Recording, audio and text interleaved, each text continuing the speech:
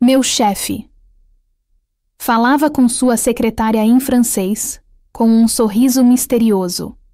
Porém, eles não sabiam que francês era a minha segunda língua, e eu sabia tudo o que eles estavam planejando. Se será parfait, Laura. Isso será perfeito, Laura. Mantive meus olhos fixos na planilha, fingindo uma concentração que eu não sentia. Meus dedos pararam de digitar. O escritório estava silencioso, exceto pelo zumbido baixo do ar-condicionado e pela voz satisfeita do meu chefe, o Sr. Matias. Ele estava falando em francês, como sempre fazia quando Laura, sua secretária executiva, estava por perto. Era o pequeno clube exclusivo deles. Eles falavam abertamente na frente de todos, usando a língua como um muro para manter o resto de nós, os meros funcionários, do lado de fora. Eles me olhavam para os outros gerentes, e seus sorrisos eram arrogantes. Eles achavam que éramos ignorantes, incapazes de compreender sua sofisticação. O que eles não sabiam é que eu passei 10 anos da minha infância na Europa. O francês não era uma língua estrangeira para mim. Era a língua do meu pátio de escola, dos meus primeiros amigos. Eu era fluente antes dos 12 anos. Mas aqui, neste trabalho, eu era apenas Manuela, a assistente de nível básico, a moça quieta que organizava arquivos e anotava recados. E eu deixei que eles acreditassem nisso. Ser invisível tinha suas desvantagens, mas eu estava prestes a descobrir que também tinha uma vantagem poderosa. Ouvi o risinho agudo de Laura. Ela respondeu em francês também, sua voz mais alta que a dele, querendo ter certeza de que as pessoas ouvissem, mesmo que não entendessem. E o bônus? Será substancial, eu espero? Meu estômago deu um nó. Eu não gostava de Laura. Ela havia chegado há 6 meses e, desde então, agia como se fosse a dona do lugar, tratando a todos com desprezo, exceto o Sr. Matias. Ele se inclinou sobre a mesa dela, sua voz baixando para um tom confidente. Ele disse algo sobre ser mais do que substancial. E então, ele disse a frase que mudou tudo. Assim que Marcos assinar os papéis finais, nosso pequeno ninho estará assegurado. Marcos. O nome atingiu meus ouvidos como um alarme. Meu sangue gelou. Marcos era o chefe da contabilidade, um homem gentil, na casa dos 50 anos, que estava na empresa há mais de 20. Ele era a pessoa mais honesta e trabalhadora que eu conhecia. Ele sempre dava bom dia e perguntava como eu estava, e realmente esperava pela resposta. Ele era o tipo de funcionário que dedicou sua vida inteira a este lugar. O que eles queriam com Marcos? Laura pareceu ter uma dúvida. Ouvi ela perguntar em francês se Marcos não era inteligente demais para isso. Ele sempre verifica tudo 2 vezes, ela disse.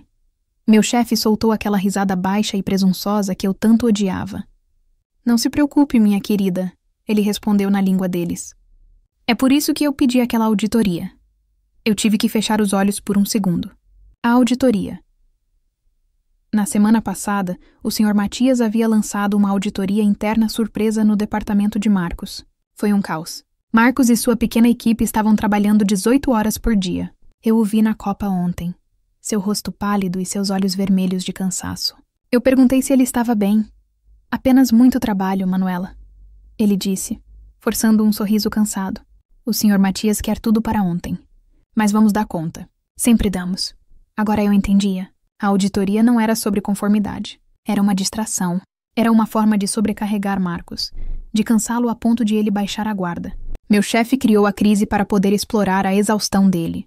Ele disse a Laura que ia apresentar os papéis do golpe como se fossem formulários fiscais urgentes. Com a pressão da auditoria, Marcos assinaria sem olhar. Eu precisava ouvir mais. Eu precisava saber o que eles estavam fazendo. Deixei minha caneta cair de propósito no chão. Ela rolou para baixo da minha mesa. Ah, com licença. Murmurei para o nada e me abaixei, saindo da vista de todos. Fiquei ali, no carpete, fingindo procurar a caneta. Mas agora eu estava mais perto da mesa de Laura. As vozes deles estavam mais claras, e o que ouvi em seguida fez meu coração parar. Era Laura, e sua voz estava um pouco trêmula. Ela não era arrogante agora. Ela estava nervosa. E quando tudo explodir? Ela perguntou em francês. Quando eles descobrirem o buraco? Um buraco. Um buraco financeiro. Houve uma pausa. Ouvi o Sr. Matias se levantar e caminhar até ela. Sua voz era suave, como a de uma serpente. É aí que a mágica acontece, meu amor. Ele disse, em francês perfeito. Ele explicou. E eu ouvi, imóvel no chão, meu sangue transformando-se em gelo. Ele disse que, quando o desvio fosse descoberto, todas as provas levariam diretamente a Marcos. O acesso ao sistema era dele. As assinaturas digitais seriam dele. O pobre homem levaria a culpa. Ele disse que seria uma pena, mas que Marcos perderia tudo. Um desvio financeiro. Eles iam roubar a empresa. E eles iam destruir a vida de um homem inocente para encobrir seus rastros. Laura não parecia mais nervosa. E nós? Ela perguntou. Meu chefe riu. Nós? Nós estaremos do outro lado do mundo, brindando a nossa nova vida. Longe deste lugar. Achei. Eu disse em voz alta, em português. Minha voz saindo um pouco estrangulada. Levantei-me rapidamente, segurando a caneta como se fosse um troféu. Meu rosto estava quente e vermelho, o que era perfeito. Se eles olhassem para mim, pensariam que eu estava apenas sem graça por ter sido tão desajeitada. Eles olharam. O Sr. Matias me lançou aquele olhar frio que ele reservava para mim, um olhar que dizia que eu era menos que nada. Manuela, ele disse, sua voz dura, preciso de um café, e certifique-se de que esteja quente desta vez. Não sei por que é tão difícil acertar um simples café. Sim, senhor. Imediatamente, senhor, eu disse, baixando a cabeça em submissão. Laura sorriu para ele, um sorriso vitorioso. Eles tinham voltado ao seu mundo particular, seu clube secreto. Eu me virei e caminhei em direção à copa, minhas pernas tremendo. Cada passo era pesado. Minha invisibilidade, a coisa que eu mais odiava neste trabalho, a coisa que me fazia sentir pequena e sem valor. Eles acabaram de me mostrar o quão poderosa ela era. Eles me viam como parte da mobília. Um objeto que não fala. Um objeto que não entende. Eles não tinham ideia de que o objeto estava ouvindo. E que o objeto tinha acabado de declarar guerra. O café podia esperar. Parei no corredor, fora da vista deles. Peguei meu celular na bolsa. Discretamente, abri o aplicativo de gravação de voz e o ativei no meu bolso. Eu precisava de provas. Eu precisava de um plano. E eu precisava agir rápido. Voltei para a minha mesa, mas não me sentei. Eu estava tremendo tanto que não conseguia ficar parada. O Sr. Matias, meu chefe, e Laura, sua secretária, continuavam suas conversas tranquilas, agora sobre o que iriam almoçar. Para eles, o plano de destruir a vida de Marcos era apenas mais um item na agenda do dia. Eu fui ao banheiro e me tranquei na cabine. Respirei fundo, tentando acalmar a batida furiosa do meu coração. Eu não podia desmoronar. Eu não podia deixar a raiva me cegar. O que eu ouvi não foi apenas uma conversa. Foi uma confissão. E minha invisibilidade era minha única vantagem. Eles achavam que eu era boba. Eles achavam que eu era surda. Eles achavam que eu era apenas a garota do café. Tudo bem, sussurrei para mim mesma, olhando para o meu reflexo assustado no trinco da porta. Se eles querem um show, eles terão um. Voltei para o escritório, preparei o café mais quente e amargo que pude e o levei para o Sr. Matias com a mão mais firme que consegui fingir. Aqui está, senhor. Exatamente como o senhor gosta. Ele nem ergueu os olhos. Demorou o suficiente. Ele murmurou. Eu voltei para minha mesa. E foi aí que meu verdadeiro trabalho começou. Eu não podia usar o computador do trabalho. Eles certamente monitoravam tudo. Em vez disso, peguei meu celular. Criei um arquivo de texto em um aplicativo de notas seguras protegido por senha. A primeira entrada foi a data e a hora da conversa que eu tinha acabado de ouvir. 12:14 eles. M e L discutiram o plano de desvio. Palavras-chave: buraco, culpar Marcos, assinaturas digitais, ninho assegurado. Eu me tornei uma sombra. Passei a documentar tudo. Quando eu levava documentos para a sala dele assinar, eu me demorava, fingindo organizar os papéis na minha prancheta. Quando Laura ia buscar água, eu passava por sua mesa, olhando discretamente para qualquer post-it ou anotação. O aplicativo de gravação de voz no meu bolso estava quase sempre ligado, capturando horas de silêncio apenas pela chance de pegar alguns segundos de francês. E, alguns dias depois, eu consegui o que precisava. Eu estava na sala de arquivos, que ficava ao lado do escritório de vidro do Sr. Matias. Eu estava de costas para eles, mas o vidro fino não abafava suas vozes. Eles estavam falando em francês novamente, ambos de pé, olhando para o computador dele. Eu ouvi meu chefe dizer: amanhã, quando Marcos estiver na reunião de orçamento. Eu consegui a senha mestra dele com o pessoal da TI dizendo que era uma verificação de segurança. Meu coração deu um salto. Você vai entrar no sistema usando o acesso dele. Ele instruiu Laura em francês. Você vai fazer a transferência para esta conta. Apenas uma vez. Vai parecer um pagamento de rotina para um fornecedor. Ele aprova dezenas desses por dia. Ouvi o clique do teclado enquanto ele digitava. Provavelmente mostrou a ela o número da conta. Mas e se eles investigarem?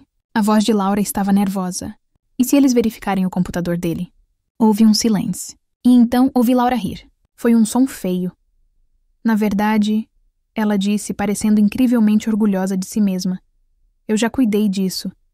Ela explicou em francês o que tinha feito. Meu estômago se revirou com a crueldade daquilo. Ela disse que, na noite anterior, enquanto Marcos estava sobrecarregado com a auditoria, ela usou um acesso remoto para entrar na máquina dele. Ela criou vários e-mails e os deixou na pasta rascunhos dele. São e-mails dele para o fornecedor, ela se gabou, negociando uma comissão. Um suborno. Se alguém cavar, eles não vão apenas encontrar a transferência, vão encontrar o motivo. Eles não estavam apenas armando para ele, eles estavam assassinando o caráter dele. Eles estavam criando uma história falsa de ganância para garantir que ninguém jamais duvidasse da culpa de Marcos. Eu senti náuseas. Saí da sala de arquivos, correndo para o banheiro novamente. Eu tinha as conversas, mas as conversas não eram suficientes. Eram a minha palavra contra a deles. Eu precisava de provas concretas. Naquela noite eu não fui para casa. Eu disse aos meus colegas que meu namorado me buscaria e que eu o esperaria no saguão. Um a um. Todos foram embora.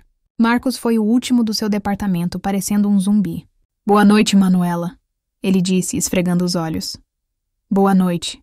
Senhor Marcos, vá descansar, eu disse, com o coração apertado.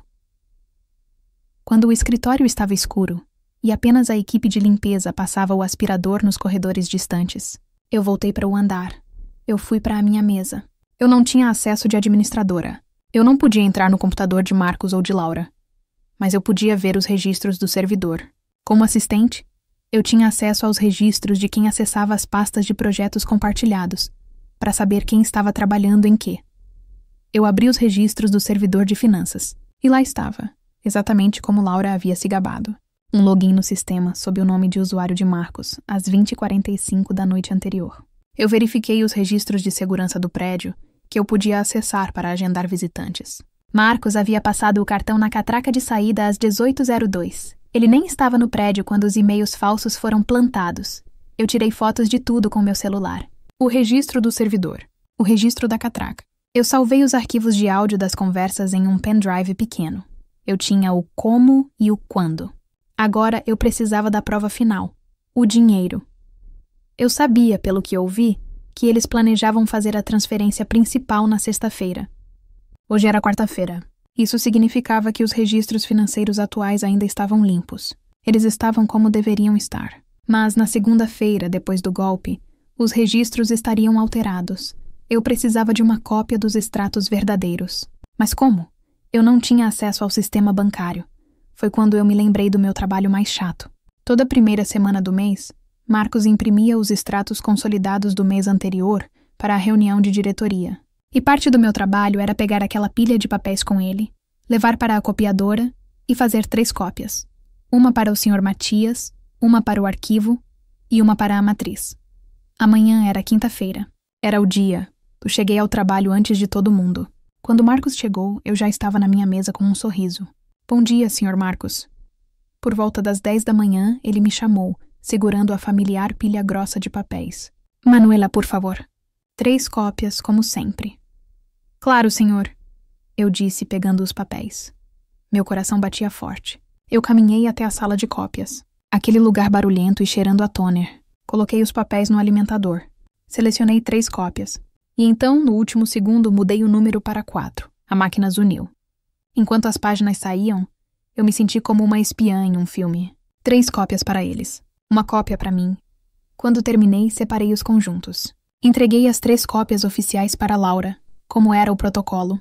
A 4ª cópia, os extratos bancários verdadeiros, a prova do estado real das contas da empresa antes do golpe, eu dobrei e enfiei na minha bolsa, escondida sob meu almoço. Eu tinha tudo. Tinha as conversas gravadas.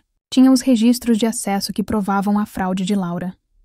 E agora, Eu tinha os extratos bancativos reais, que provariam o desvio quando fossem comparados com os extratos falsificados que eles criariam na segunda-feira.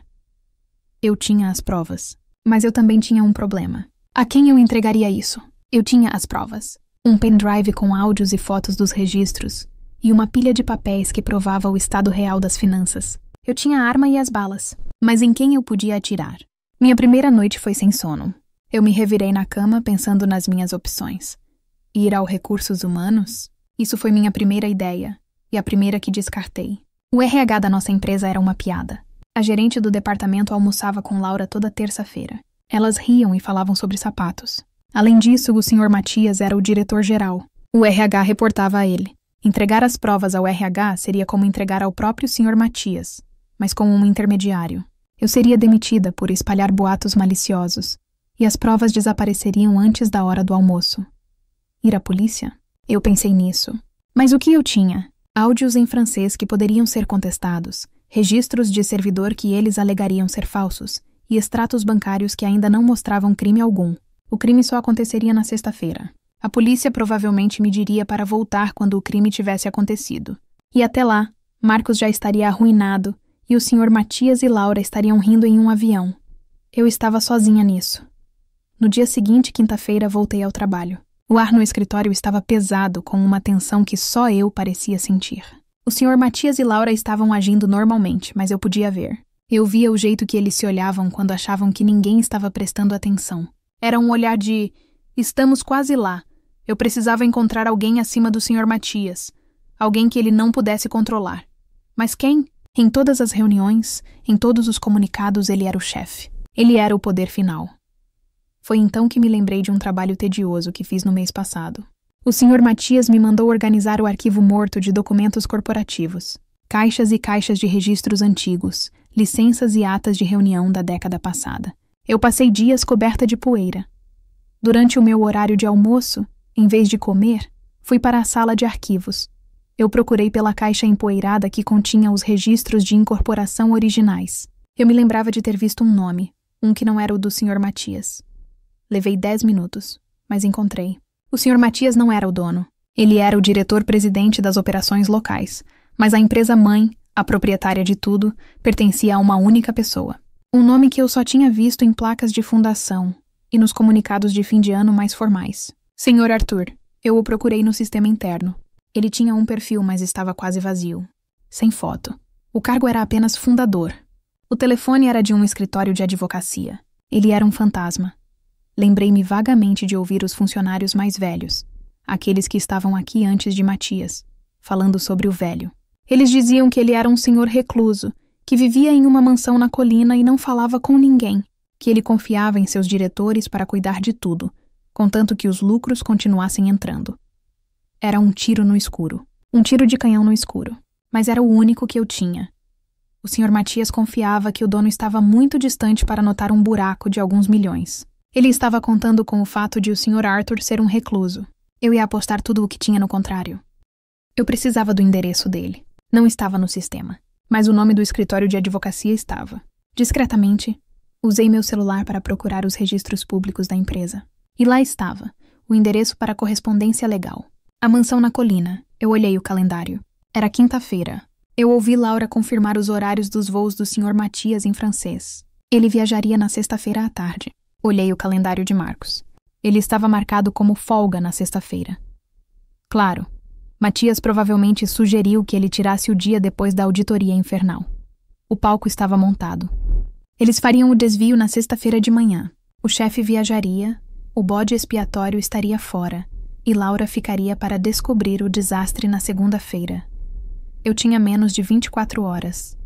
Depois do trabalho, não fui para casa. Fui direto ao meu banco. Eu tinha economias, dinheiro que eu estava guardando há 3 anos para dar entrada em um apartamento. Olhei para o saldo. Era tudo o que eu tinha. Eu saquei uma quantia considerável em dinheiro vivo. Dali, fui para o outro lado da cidade, para um serviço de mensageiros 24 horas. Um lugar usado por advogados e empresas para entregar documentos sigilosos. Preciso que este pacote seja entregue hoje, eu disse ao atendente, minha voz baixa e firme. É para um endereço na colina. Preciso de confirmação de entrega. tem que ser entregue apenas nas mãos do destinatário. O atendente olhou o endereço e ergueu uma sobrancelha. Isso vai custar caro. Entrega noturna, sigilosa e com confirmação pessoal. Eu não me importo, eu disse, colocando o dinheiro que eu havia sacado no balcão. Apenas faça. Eu tinha preparado o pacote na sala de arquivos, enquanto todos estavam saindo. Era uma caixa de documentos simples. Dentro, eu coloquei o pendrive, a cópia dos extratos bancários verdadeiros, e uma única folha de papel. Eu não escrevi à mão. Eu usei a velha máquina de escrever manual que ficava empoeirada no canto da sala de arquivos, uma relíquia que ninguém jamais usava. Eu não queria que minha caligrafia fosse reconhecida. A nota era curta e direta. Senhor Arthur, meu nome não importa. O que importa é que sua empresa está sendo roubada pelo seu diretor-presidente. Na sexta-feira de manhã, ele e sua secretária usarão o acesso do Sr. Marcos, da contabilidade, para desviar uma grande quantia e culpá-lo pelo crime. As provas do plano deles estão neste pendrive. Os extratos bancários reais estão nesta caixa. Eu não sei se o senhor se importa, mas se o senhor se importa com sua empresa, ou com a vida de um homem inocente que está prestes a ser destruída, por favor, esteja no escritório principal amanhã, sexta-feira, exatamente às 10h da manhã. Não avise sua chegada. Venha como um visitante. E observe, eu entreguei o pacote selado ao mensageiro. Ele o colocou em uma bolsa de segurança trancada. Será entregue antes da meia-noite, ele garantiu. Eu saí para a noite fria. Eu tinha acabado de gastar uma parte das minhas economias. Eu tinha acabado de acusar o homem mais poderoso da empresa diretamente para o dono recluso. Eu me senti enjoada. Fui para casa e passei a noite olhando para o teto. Não dormi nem um minuto. Meu celular estava desligado. Eu estava apavorada. E se o mensageiro falhasse? E se o Sr. Arthur recebesse o pacote e o jogasse no lixo? E se ele ligasse para o Sr. Matias e risse de mim? Minha carreira, e possivelmente minha liberdade, dependiam de um velho que eu nunca tinha visto. De manhã, na sexta-feira, eu me levantei. Meu coração parecia um tambor. Escolhi minha roupa mais simples, mais Manuela invisível, e fui para o trabalho. Sexta-feira. Eu cheguei ao trabalho sentindo como se tivesse engolido pedras. Cada passo em direção ao prédio era uma tortura. E se o Sr. Arthur tivesse ignorado meu pacote? E se ele tivesse ligado para o Sr. Matias no meio da noite rindo da assistente maluca? Eu poderia ser demitida. Eu poderia ser processada. Eu arrisquei tudo em um homem que eu nem conhecia. O escritório estava estranhamente normal. Pessoas pegando café, reclamando do fim de semana que demorava a chegar. Então, às 9h, o Sr. Matias e Laura saíram da sala de reuniões. Eles não pareciam nem um pouco preocupados. Pelo contrário, pareciam elétricos, cheios de energia. Laura usava um vestido novo, e o Sr. Matias assobiava uma música. Eles trocaram um olhar, um sorriso cúmplice. Meu coração afundou. Eles pareciam vitoriosos. Eles entraram na sala de vidro do Sr. Matias e fecharam a persiana. Isso era incomum. Eles nunca fechavam a persiana. Eu sabia o que estava acontecendo. Ali e agora, eles estavam fazendo isso. A transferência. O clique final do mouse que roubaria o dinheiro e destruiria a vida de Marcos. Eu olhei para o relógio na parede. 9h30. 9h40. Cada minuto era um prego no caixão de Marcos. Eu me senti impotente. Meu plano tinha falhado. Às 9h55 a persiana se abriu. O Sr. Matias e Laura saíram da sala dele rindo. Eles pareciam estar flutuando. Laura parou perto da minha mesa, fingindo pegar algo na impressora, e falou com ele em francês, sua voz alta o suficiente para que eu, e somente eu, entendesse o insulto. C'est fait. Está feito. Meu chefe, o Sr. Matias, deu uma risadinha. A notre nouvelle vie, ma chérie. A nossa nova vida, minha querida. Eles estavam comemorando. Bem na minha cara, minha garganta se fechou. Eu falhei. Eu olhei para o relógio. 9h59. Eu estava prestes a abaixar minha cabeça e chorar quando as portas principais de vidro do nosso andar se abriram. Não foi o elevador normal. Foram as portas da entrada principal, que geralmente ficavam trancadas. Um segurança que eu nunca tinha visto antes as abriu. Um homem idoso entrou. Ele usava um terno simples, mas perfeitamente cortado, de um estilo que parecia ter saído de 30 anos atrás. Ele parecia ter uns 70 anos, com cabelos brancos e um rosto que parecia esculpido em pedra. Ao lado dele, 2 homens mais jovens carregando maletas pareciam nervosos. Eram os auditores. O escritório ficou em silêncio. Todos pararam de digitar. O Sr. Matias, que estava a caminho da sua sala para pegar a pasta, parou. Sua comemoração foi interrompida. Ele parecia furioso com a interrupção. Com licença, ele disse, sua voz arrogante. Este é um andar executivo. O senhor não pode estar aqui sem hora marcada. O velho senhor ignorou meu chefe. Ele olhou ao redor, para o carpete, para as mesas. Este lugar mudou, ele disse, sua voz calma, mas tão pesada que parecia encher a sala. Não gostei deste carpete. Muito cinza. O rosto do Sr. Matias passou do vermelho da raiva para o branco do pânico. Ele o reconheceu. Sr. Arthur. Ele gaguejou. Que surpresa maravilhosa. Se o senhor tivesse avisado, teríamos preparado uma recepção. Eu não vim para uma recepção, Matias, disse o Sr. Arthur, finalmente olhando para ele. Eu vim para uma limpeza. Onde está o Sr. Marcos da contabilidade? O sangue sumiu do rosto de Laura. Eu podia vê-la tremendo. Matias tentou se recompor. Marcos, que pena, ele tirou o dia de folga. Coitado, estava tão cansado depois de uma auditoria que pedi. Conveniente, disse o Sr. Arthur. Ou talvez ele estivesse com vergonha de aparecer? Considerando o que ele fez esta manhã, os olhos do Sr. Matias se arregalaram e então se estreitaram. Ele viu uma oportunidade. Ele achou que o Sr. Arthur já sabia do crime de Marcos. Senhor, eu nem sei como dizer isso, disse Matias balançando a cabeça com falsa tristeza. Nós acabamos de descobrir uma enorme irregularidade, um desvio. Parece que Marcos... Bem, estamos todos chocados. Mas não se preocupe, eu já estou controlando a situação. Laura, vendo a deixa, acrescentou. Sim, senhor. Foi horrível. Mas o Sr. Matias é brilhante. Ele vai resolver. Meu chefe olhou ao redor. Sua confiança voltando. E seus olhos pousaram em mim. Ele decidiu que precisava de um bode expiatório para a interrupção. Manuela. Ele latiu. O que você está fazendo aí parada? Vá buscar café para o Sr. Arthur. Ou melhor, vá para a sala de arquivos. Não vê que estamos no meio de uma crise? Ele se virou para mim e, com um sorriso cruel, sussurrou em francês, para que só eu e Laura ouvíssemos. Stupid fille. Dégage. Garota estúpida. Some daqui. Aquele foi o momento. O momento em que o medo desapareceu e foi substituído por uma raiva fria e clara. Eu levantei minha cabeça. Olhei diretamente nos olhos do Sr. Matias e, em francês perfeito, claro e alto para que todos no escritório silencioso pudessem ouvir, eu respondi. Je ne suis pas stupide. Et je ne vais nulle part. Eu não sou estúpida. E eu não vou a lugar nenhum.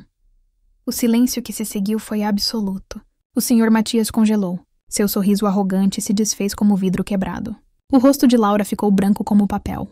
Ela levou a mão à boca, como se fosse ficar doente. O quê? O que você disse? Gaguejou Matias em português. Eu me virei para o Sr. Arthur, que me observava com um interesse repentino. Sr. Arthur, eu disse, minha voz firme. O Sr. Matias está mentindo. O Sr. Marcos não fez nada. O desvio aconteceu esta manhã, às 9h52. Foi feito pelo Sr. Matias e pela Sra. Laura, usando o acesso de Marcos para culpá-lo. Isso é um absurdo, gritou Matias. Ela é uma assistente. Ela está louca? Segurança, eu continuei, falando com o Sr. Arthur. Eles fizeram isso bem na minha frente. Eles planejaram tudo em francês por meses, porque achavam que ninguém entendia. Eles me chamavam de mobília. Mas a mobília estava ouvindo. O Sr. Arthur olhou para Matias, depois para Laura. E então, ele tirou um pequeno pendrive do bolso. O meu pendrive. Eu ouvi as gravações, disse o Sr. Arthur. Eu vi os registros de acesso que você me enviou. Eu só queria ver, com meus próprios olhos, o quão fundo vocês cavaram esse buraco. Ele se virou para os dois homens que trouxe. Auditores, comecem. O computador do Sr. Matias e da Sra. Laura. Agora. Foi o caos. Laura começou a chorar histericamente. Foi ele. Foi tudo ideia dele. Eu só fiz o que ele mandou. Matias começou a gritar sobre seus advogados. Mas em menos de 5 minutos, os auditores confirmaram tudo. A transferência, o horário, o acesso. Segurança, disse o Sr. Arthur calmamente. Os seguranças pegaram o Sr. Matias e Laura pelos braços. Eles foram escoltados para fora do escritório, passando por todas as pessoas que eles tinham desprezado, em completa e total humilhação. O escritório estava em choque. Eu ainda estava de pé, tremendo. O Sr. Arthur caminhou até minha mesa. O escritório inteiro estava nos observando. Você. A mobília, ele disse. Qual é o seu nome? Manuela, senhor. Manuela, ele assentiu. Você não apenas salvou a reputação de um homem inocente. Você salvou a minha empresa. Você tem coragem. E, aparentemente, você presta atenção. Ele olhou ao redor, para o escritório agora sem líder. Eu vou ligar para o Sr. Marcos e pedir que ele volte da folga. Ele será o novo diretor, mas ele vai precisar de alguém que garanta que isso nunca mais aconteça. Alguém que saiba onde procurar. Ele olhou para mim. O cargo de gerente de auditoria interna está vago. Acho que você entende de línguas, e pelo visto de números. O salário é 3 vezes o que você ganha agora. Eu não conseguia respirar. A vaga é sua, ele disse, com o primeiro indício de um sorriso. Se você quiser. Eu olhei para a cadeira vazia do Sr. Matias. Olhei para o Sr. Arthur. E pela primeira vez em anos eu sorri. Sim, senhor. Eu aceito.